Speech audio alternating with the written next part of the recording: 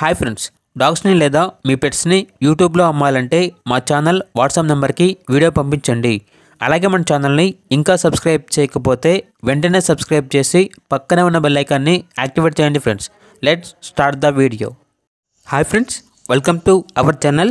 ఈరోజు మీకోసం good quality double bone lab adult dog అనేది అమ్మకానికి అయితే తీసుకురావడం జరిగింది.